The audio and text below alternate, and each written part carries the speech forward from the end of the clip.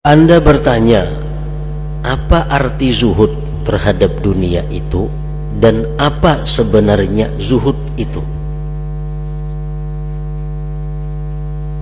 Kayak apa dimaksud dengan zuhud itu? Maka ketahuilah bahwa zuhud menurut para ulama kita ada dua macam. Zuhud terbagi dua. Zuhud yang bisa dikerjakan oleh hamba, zuhud yang bisa kita usahai artinya, dan zuhud yang tidak dapat dilakukan oleh hamba. Yang kedua, zuhud yang kada bisa dilakukan oleh kemampuan kita. Nah, itu yang sebenar-benar zuhud. Jadi zuhud itu ada dua. Satu, zuhud yang bisa kita laksanakan. Dua, ada zuhud yang tidak bisa kita laksanakan sebelum kita melaksanakan zuhud yang pertama. Sebabnya zuhud yang kedua ini adalah semata-mata anugerah daripada Allah Subhanahu wa ta'ala. Jadi kalau dibagi dengan lain cara lagi, zuhud itu ada zuhud, ada mukaddimah zuhud. Nah, zuhud itu kada akan bisa dicapai kalau kita kada melalui mukaddimah zuhud, permulaan zuhud. Nah, kalau kita sudah melakukan permulaan zuhud, maka Allah akan memberikan zuhud yang sebenarnya kepada kita. Itu maksudnya. Zuhud yang bisa dikerjakan oleh hamba ada tiga macam. Satu, tidak mencari-cari apa yang tidak ada. Nah, itu bisa kita lakukan. Itu bisa kita lakukan. Tidak mencari-cari apa yang tidak ada.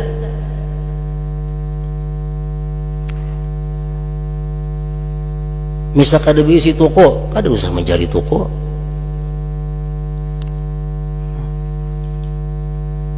Kada beisi rumah, kada usah mencari rumah.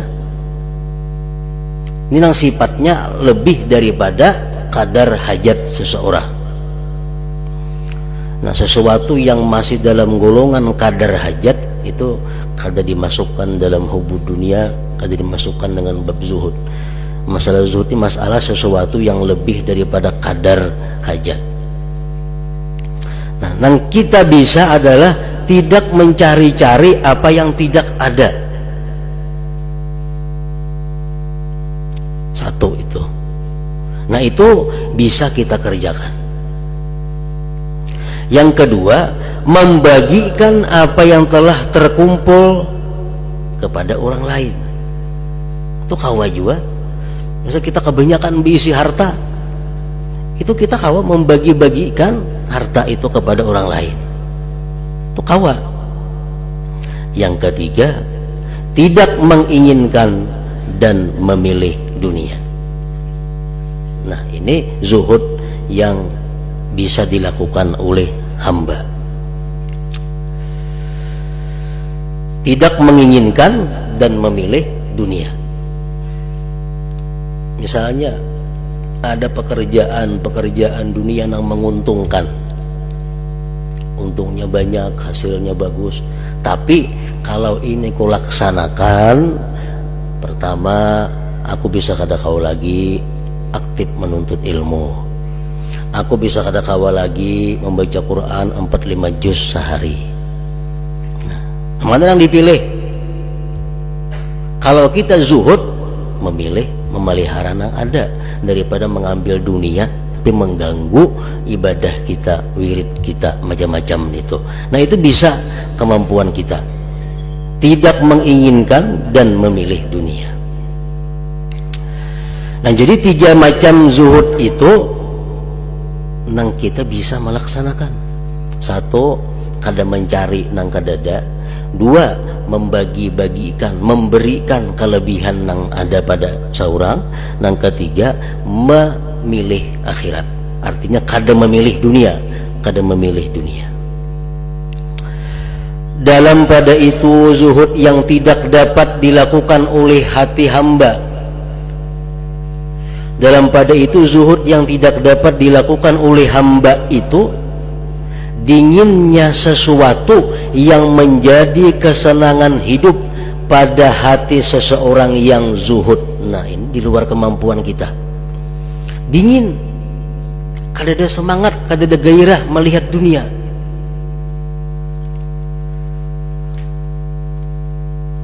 Padahal dunia itu merupakan kesenangan hidup. Ada inya kada, hatinya dingin, hatinya kada bersemangat, hatinya kada bergairah melihat perhiasan dunia. Nah, itu kada kawa kita melaksanakan. Itu bisa kalau Allah memberikan. Nah, Allah memberikan yang ini kalau kita sudah melaksanakan 3 zuhud yang pertama tadi. Oleh karena kita ini kebiasaannya sudah kada mencari nang kadada, membagi-bagikan nang sudah ada, kada memilih dunia. Kalau itu kita kawa melakukan, akhirnya perhiasan dunia itu dingin dari hati kita. Nah, kada ada semangat lagi melihat perhiasan dunia ini. Nah, itu zuhud yang sebenar-benar zuhud. Artinya perlu diketahui bahwa zuhud yang bisa dilakukan hamba itu merupakan pendahuluan timbulnya zuhud yang tidak dapat dilakukan oleh hamba. Jadi kalau hamba melakukan zuhud yang makdur, yang bisa dilakukan, misalnya ia tidak mau mencari-cari apa yang tidak ada padanya, mau membagikan apa yang menjadi miliknya, dan tidak mengharap-harap dunia karena Allah, serta mengharapkan besarnya pahala Allah dengan mengingat-ingat cacat dunia, maka itu semua akan menimbulkan dinginnya dunia pada hatinya. Dinginnya dunia di hati inilah zuhud hakiki, zuhud sejati, zuhud yang sebenarnya.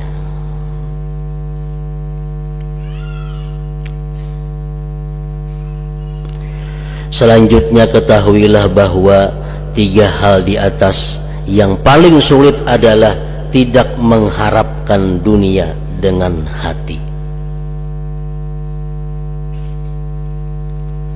Nah, itu yang paling sulit. Hati kadang mengharapkan dunia. Sebab banyak sekali orang yang kelihatannya meninggalkan dunia, tetapi hatinya masih mencintai dan mengharapkannya. Kalau membebaskan anggota tubuh daripada urusan dunia itu mudah. Awaknya ini lebih banyak ibadah, itu mudah. Tapi yang sulit itu adalah membebaskan hati daripada mencintai dan mengharapkan dunia. Jadi orang tersebut selalu menghadapi kepayahan dan kesukaran dari dirinya sendiri. Orang yang hatinya mengharapkan dunia, hatinya mencintai dunia, orang itu menghadapi kesusahan sendiri. Segala persoalan zuhud sebenarnya hanyalah berkisar pada tidak mengharapkan dunia ini. Bukankah Anda pernah mendengar firman Allah Ta'ala, tilkad darul akhirah naj'aluha lilladzina la yuriduna fil ardi 'uluwan wala fasada. Artinya itulah negeri akhirat, kami menjadikannya buat orang-orang yang tidak menghendaki keluhuran di bumi dan tidak pula membuat kerusakan. Allah Ta'ala menggantungkan hukum tetapnya negeri ganjaran akhirat dengan tidak ada kehendak, bukan dengan mencari atau berbuat apa yang dikehendaki. Mencari dunia ada yang sifatnya merupakan ibadah, seperti menafkahi anak bini. Nah, itu ibadah. Nah, mencari dunia ada yang sifatnya adalah dikutuk oleh Allah. Orang-orang yang mencari dunia untuk bermegah-megah, berpuya-puya, bersumbung-sumbung dengan kekayaan dan kemegahannya. Nah, negeri akhirat itu kada disediakan Allah untuk orang-orang seperti itu. Begitu pula firman Allah, man kana yuridu harsal akhirah nazid lahu bi harsih wa man kana yuridu harsad dunya nu'tihi minha wa ma lahu fil akhirati min nasib. Artinya barang siapa menghendaki untuk memetik tanaman akhirat, maka kami akan menambah tanaman itu. Dan barang siapa berkehendak memetik hasil tanaman di dunia, kami juga akan memberikan. Tetapi nanti ia di akhirat tidak memperoleh bagian ganjaran. Orang yang hidupnya hanya untuk dunia, Allah berikan dunia, tapi di akhirat kada akan dapat ganjaran. Juga firman Allah, man kana yuridul ajilah ajjalna lahu fiha ma nasya. Artinya barang siapa menghendaki keuntungan di dunia, maka akan kami percepat apa yang ia kehendaki itu di dunia menurut kehendak. Dan firman Allah, wa man aradal akhirah wa sa'alaha sa'yaha. Artinya barang siapa menghendaki akhirat dan berusaha demi kepentingan akhirat itu. Nah, bukankah Anda tahu bahwa ayat-ayat ini semua merupakan isyarat kepada kehendak mengharapkan dunia. Jadi urusan kehendak memanglah yang terpenting. Banyak orang nang kada berusaha, kada mencari dunia, tapi dia masih punya kehendak untuk sewaktu-waktu mendapatkan dunia.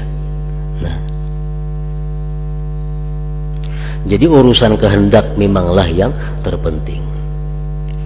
Namun apabila hamba tekun dan mengekalkan dua perkara yang terdahulu, yakni membagikan apa yang telah terkumpul dan tidak mencari-cari yang tidak ada, maka bisa diharapkan dari anugerah Allah bahwa Dia bakal memberikan taufik kepada hamba guna menolak kehendak mencari dunia ini dari hatinya. Karena Allah adalah zat yang memberikan anugerah lagi pemurah.